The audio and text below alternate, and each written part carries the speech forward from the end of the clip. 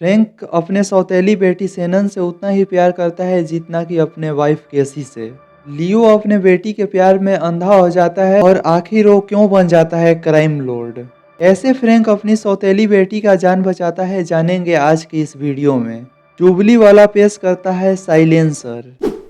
Movie के starting में snipers के ग्रुप को देखते हैं और स्नाइपर्स लोगों का हेड रहता है फ्रैंक, और फ्रैंक का काम रहता है टेररिस्ट के लीडर को पकड़ कर लाना, क्योंकि उसके पास कुछ इंपॉर्टेंट डिटेल्स था। इसलिए सारे स्नाइपर टारगेट लगा के बैठे हुए रहते हैं और टेररिस्ट के लीडर को कैसे भी करके अरेस्ट करना चाहते थे। उधर टेररिस्ट लोगों को भी भनक लग गया था कि यहाँ पे अमेरिकन सोल्जर आ गया है। वो लोग टनल के रास्ते से बहुत सारे टेररिस्ट को बुलाते हैं और अमेरिकन सोल्जर के ऊपर फायरिंग स्टार्ट कर देते हैं। तभी उन लोगों को पता चलता है कि अमेरिकन सोल्जर के साथ स्नाइपर्स भी हैं। टेररिस्ट लोग स्नाइपर के ऊपर भी अटैक करते हैं। इस मुठभेड़ में एक स्नाइपर शहीद हो जाता है। ये सब देख के फ्रैंक को बहुत ज्यादा गुस्सा आ जाता है और वो एक एक करके सारे टेररिस्ट को मार देता है। फ्रैंक को ऐसा फील होता है कि वो टेररिस्ट के लीडर को नहीं ले जा पाएगा, इसीलिए वो टेररिस्ट के लीडर को भी मार देता है। उस मुठभेड़ में बहुत सारे मासूम लोग भी फ्रैंक के हाथों मारे गए थे। ये सोचकर फ्रैंक बहुत ही ज्यादा गिल्टी और सैड फील करता है और इस पाप से मुक्ति पाने के लिए फ्रैंक डिसाइड करता है कि आज के बाद वो कोई भी जंग नहीं लड़ेगा और अमेरिकन सेना को छोड़ देता है। और फिर से फ्रैंक वापस अमेरिका आ जाता है। फ्रैंक हमेशा डरा हुआ रहता था क्योंकि उसको पुरानी यादें बहुत सताती थी। अपने घर को चलाने के लिए वो मोटर मैकेनिक्स का काम करता है। अब स्टोरी प्रेजेंट में चालू होता है। आज सैटरडे का दिन था। फ्रैंक कार को रिपेयर करके नाइट में अपने घर चला जाता है। यहाँ पे हम लोग देखते हैं कि फ्रैंक की एक वाइफ है और उसकी एक सौतेली बेटी भी है। वाइफ का नाम है केसी और बेटी का नाम है सेनन। केसी फ्रैंक से कहती है कि काफ़ी दिनों से हम लोग वीकेंड पे घूमने नहीं गए हैं। फ्रैंक बोलता है कि कल उसे कार को डिलीवर करने जाना है। केसी बोलती है कि हम लोग भी साथ में चलेंगे, इसी बहाने हम लोग घूम भी लेंगे और तुम कार को डिलीवर भी कर लोगे। ये सब सुन के सेनन खुश हो जाती है। फ्रैंक केसी को मना करता है क्योंकि वो कार शहर के क्राइम लॉर्ड को डिलीवर करने जा रहा था। फ्रैंक पहले क्राइम लॉर्ड के लिए काम किया करता था और वो इस काम को छोड़ दिया था, और इस काम को छोड़ने के बाद वो कभी भी क्राइम लॉर्ड से मिला नहीं था। क्राइम लॉर्ड बहुत ही खतरनाक इंसान रहता है, इसलिए फ्रैंक अपने वाइफ और डॉटर को वहां ले जाना सेफ नहीं समझता। लेकिन केसी रात में फ्रैंक को मना लेती है। नेक्स्ट डे फ्रैंक केसी और सेनन के साथ कार डिलीवर करने के लिए क्राइम लॉर्ड के घर जाता है। क्राइम लॉर्ड का नाम लियो था। लियो का बॉडीगार्ड बहुत ही अड़ियल रहता है और वो फ्रैंक को अंदर जाने से रोकता है, इसीलिए फ्रैंक और बॉडीगार्ड के बीच में लड़ाई हो जाता है। तभी लियो का पर्सनल असिस्टेंट लेजरस बाहर आता है और दोनों के बीच का लड़ाई को रोकता है। लेजरस फ्रैंक से बोलता है कि तुम्हें लियो अंदर बुलाया है और वो तुम्हारा इंतजार कर रहा है। फ्रैंक अंदर जाता है। फ्रैंक को देख के लियो बहुत खुश होता है क्योंकि Frank one of the best sniper था और लियो के लिए पास्ट में बहुत सारा काम किया था। फ्रैंक लियो से बोलता है कि मैंने आपका गाड़ी ला दिया है। उसके बाद लियो फ्रैंक को एक इन्वेलप देता है। इन्वेलप में बहुत सारा पैसा था। फ्रैंक बोलता है कि कार ठीक करने का इतना पैसा नहीं हुआ है। लियो बोलता है कि ये पैसे तुम्हारे लिए हैं और लियो बोलता है कि तुम फिर से मुझे ज्वाइन कर लो, मैं तुम्हें माला माल कर दूंगा। क्या रखा हुआ है छोटे मोटे कामों में, तुम मेरे लिए स्नाइपर का काम करो। इस पे फ्रैंक मना कर देता है और पैसों का इन्वेलप वापस लियो को देने लगता है। इस पे लियो बोलता है कि अच्छा ठीक है, अगर तुम्हें मेरे लिए काम नहीं करना है तो मत करो, लेकिन ये पैसे ले जाओ, ये तुम्हारे काम आएंगे। इस पे फ्रैंक पैसा ले लेता है और कहीं ना कहीं फ्रैंक लियो के लिए काम करना चाहता था। वो वापस वहां से जाने लगता है। फ्रैंक पहले अकेला था जब वो लियो के लिए काम किया करता था, लेकिन अभी वो शादीशुदा है और उसके बाल बच्चे भी हैं, और वो काम को गलत करता है तो लियो उसके फैमिली को मार सकता है। इसलिए वो लियो को मना करके वहां से अपने घर वापस चला जाता है।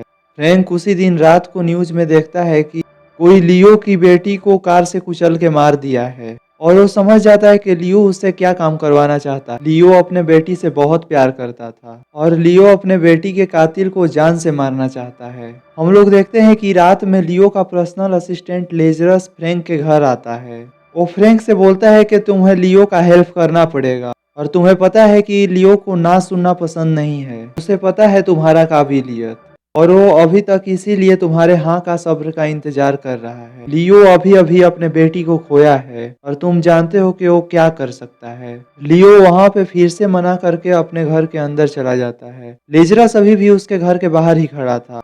ये सब देख कर केसी फ्रैंक से पूछती है कि ये लोग कौन हैं और तुम इतनी रात को कहाँ जा रहे हो। फ्रैंक कोई जवाब नहीं देता है। केसी गुस्से से फ्रैंक को एक थप्पड़ लगा देती है। फ्रैंक बिना कुछ बोले लियो के घर चला जाता है। लियो अपने बेटी के याद में मातम मना रहा था। फ्रैंक के वहां आने के बाद लियो उससे बोलता है कि तुम मेरे बेटी के कातिल को मारो और मैं उस कातिल को जानता हूँ जिसने मेरी बेटी को मारा है। फ्रैंक बोलता है कि मैं अब कोई भी ऐसा काम नहीं करता जिससे मेरी फैमिली के ऊपर आंच आए। इस पर रियो बोलता है कि तुम मेरे लिए पहले भी बहुत सारे गलत काम कर चुके हो और अगर तुम इस काम को नहीं करते हो तो मैं तुम्हारा इतिहास तुम्हारे वाइफ को बता दूंगा और इससे तुम्हारा सारा परिवार बिखर जाएगा। अगर सब कुछ ठीक भी रहा तब भी मैं तुम्हारे परिवार को पूरा तोड़ दूंगा और तुम्हारा जीवन बद से बदतर बना दूंगा। और लियो बोलता है कि तुम्हारे पास एक ही रास्ता है, तुम मेरे लिए काम करो और अगर तुम इस काम को करते हो तो मैं तुम्हें बहुत सारा पैसा दूंगा। ये सब सुन करके फ्रैंक भी अब उसके बात को मान लेता है और फ्रैंक बोलता है कि मैं इस काम को करूंगा लेकिन ये मेरा आखिरी काम होगा। नेक्स्ट डे लेजर फ्रैंक के घर जाता है। वो कातिल का सारा डिटेल फ्रैंक को देता है। फ्रैंक अब गन उठा लेता है और उस कातिल के ऊपर अपना नजर रखना चालू कर देता है। इसी बीच फ्रैंक को पता चलता है कि उस कातिल का एक फैमिली भी है और फ्रैंक को इराक वाला सारा इंसिडेंट याद आ जाता है कि कैसे उसने मासूम लोगों की जान ली थी और फिर से वही गलती नहीं दोहराना चाहता है क्योंकि लियो का बेटी का मौत गलती से हुआ था और ये हिट एंड रन का मामला था। फ्रैंक के टारगेट पे जब वो कातिल रहता है तब लियो को लगता है कि उस कातिल को सजा सरकार देगी और वो उसे छोड़ देता है। लियो फ्रैंक के पीछे अपने आदमी लोगों को लगा दिया था। लियो के आदमी लियो को कॉल लगा के कहते हैं कि फ्रैंक उसे छोड़ दिया। लियो बहुत गुस्सा हो जाता है। लेजरस अपने आदमी लोगों को लेकर के फ्रैंक के घर जाता है। वो केसी को बहुत मारते हैं और केसी बेहोश होकर के जमीन पे पड़ जाती है। वो लोग फ्रैंक के बेटी को किडनैप करके अपने साथ ले जाते हैं। साथ में लियो के आदमी उस कातिल को भी किडनैप करके अपने साथ लेके चले जाते हैं। रात में जब फ्रैंक घर आता है तो अपने पत्नी को बेहोश देख के वो काफी घबरा जाता है। देखता है कि उसकी वाइफ केसी जख्मी पड़ी हुई है। वो केसी को लेकर के हॉस्पिटल जाता है। यहाँ पे फ्रैंक हॉस्पिटल में अपना एक साथी को देखता है जिसका नाम टिमोथी था। टिमोथी भी एक स्नाइपर था और वो इराक में फ्रैंक के साथ काम कर चुका था। फ्रैंक टिमोथी को सब कुछ बता देता है कि कैसे उसके वाइफ के साथ और उसके बच्चे के साथ लियो ने क्या क्या किया है। फ्रैंक टिमोथी को सब कुछ बता देता है कैसे लियो उसको ब्लैकमेल किया है और उसके बेटी को किडनैप कर लिया है और अब उसे टिमोथी का मदद का जरूरत है। टिमोथी फ्रैंक का हेल्प करने के लिए रेडी हो जाता है। अब केसी फ्रैंक से बहुत नाराज थी क्योंकि उन लोगों के साथ जो भी हो रहा था उसका वजह फ्रैंक था। फ्रैंक अपने वाइफ केसी को सॉरी बोलता है और बोलता है कि जब तक मैं जिंदा हूं तब तक सेनन को कुछ भी नहीं होगा और वो केसी को प्रॉमिस करता है कि उस सेनन को कैसे भी करके उसके पास लाएगा। केसी को रेस्ट करने के लिए बोल करके वहां से चला जाता है। अभी फ्रैंक और टिमोथी लियो के अड्डे पे जाते हैं। वहां जाने के बाद इन लोगों को पता चलता है कि लियो वहां से भाग चुका है और वो अपने साथ सेनन को भी ले गया है और उसी के साथ लेजरस भी है। फिर वो लोग दोनों अपने बेटी को ढूंढने के लिए निकल जाते हैं। इसी बीच उन लोगों के हाथ एक लियो का आदमी लगता है। टिमोथी उस आदमी को बहुत टॉर्चर करता है लेकिन इसके बावजूद भी वो आदमी अपना मुंह नहीं खोलता और वो मौका देख करके फ्रैंक को मारने वाला रहता है। तभी ना चाहते हुए भी टिमोथी उसको शूट कर देता है और इसी के साथ उन लोगों का आखिरी उम्मीद भी खत्म हो जाता है क्योंकि लियो का एड्रेस इसी आदमी के पास था और अब ये आदमी भी मारा जा चुका है। नेक्स्ट सीन में हम लोग लियो को देखते हैं। लियो सेनन को अपने बेटी के तरह देखता है और वो सेनन के साथ बहुत ही प्यार से पेश आता है। सेनन काफी डरी हुई थी और वो एक ही जिद लगाए बैठी हुई थी कि उसे अपने घर वापस जाना है। लियो उस कमरे से बाहर आता है और हमें दिखाया जाता है कि उसकी पत्नी भी वहां पे है। लियो का वाइफ का नाम था मार्था। मार्था अपने हस्बैंड को समझाती है कि तुम चाहे कुछ भी कर लो हमारी बेटी वापस नहीं आने वाली है और वो अपने हस्बैंड को समझाती है कि इसलिए उस बच्ची को वापस कर देना चाहिए। इधर फ्रैंक रात भर बैठ कर के दिमाग लगाता है और कुछ सोचता है। तभी उसे याद आता है कि लियो का एक ड्रग फैक्ट्री मेक्सिको में है और अगले दिन फ्रैंक और टिमोथी दोनों मेक्सिको पहुंच जाते हैं। फैक्ट्री में फ्रैंक एक-एक आदमी को मारने लगता है। ये सब देख कर के नेल्सन लेजरस के पास जाता है और वो बोलता है कि वो हमारी फैक्ट्री को काफ़ी नुकसान पहुंचा रहा है। इस पे लेजरस नेल्सन को ऑर्डर देता है कि अब तुम फ्रैंक को ख़त्म कर दो, जान से उसको मार दो। उधर फ्रैंक भी यही चाहता था कि किसी भी तरह से नेल्सन उसे मिल जाए और उसे पता था कि अभी नेल्सन कहाँ पे होगा। वो नेल्सन के अड्डे पे जाता है और नेल्सन को पकड़ कर के मारने लगता है, उसे खूब टॉर्चर करता है। इधर टिमोथी भी बहुत सारे आदमी लोगों को अकेले ही संभाल लेता है। नेल्सन सब कुछ सच-सच बता देता है कि उसकी बेटी कहाँ पे है और अभी लियो कहाँ पे है। नेल्सन बताता है फ्रैंक से कि लियो सेनन को लेकर के अपने होम टाउन गया है। उसके बाद रात भर फ्रैंक और टिमोथी हथियार को जमा करते हैं क्योंकि उन्हें पता था कि लियो बहुत सारे आदमी लोगों को रखा हुआ होगा। वो लोग लियो के होम टाउन पे पहुंच जाते हैं। फ्रैंक और टिमोथी बहुत ही अच्छे स्नाइपर थे। वो लोग दोनों मिल कर के बहुत सारे आदमी लोगों को मार देते हैं और वो लोग कहाँ से गोली चला रहे थे ये लियो के आदमी लोगों को नहीं पता चलता था।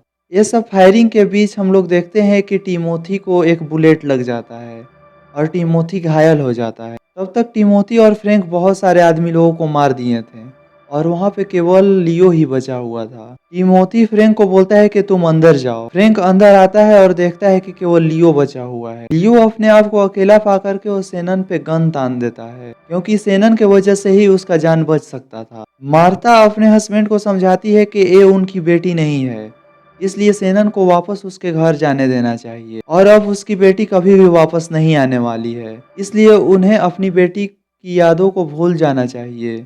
इधर सेनन लियो को डिस्ट्रैक्ट करती है। इसी बीच चाकू से फ्रैंक लियो पे हमला कर देता है और चाकू के हमले से लियो का मौत हो जाता है। फ्रैंक सेनन को लेकर के अपने घर चला जाता है और घर पे केसी सेनन को देख के बहुत खुश होती है और इसी के साथ केसी फ्रैंक को भी माफ कर देती है क्योंकि उसको पता रहता है कि इसमें फ्रैंक का कोई भी गलती नहीं था और वो अपने फैमिली को बचाना चाहता था।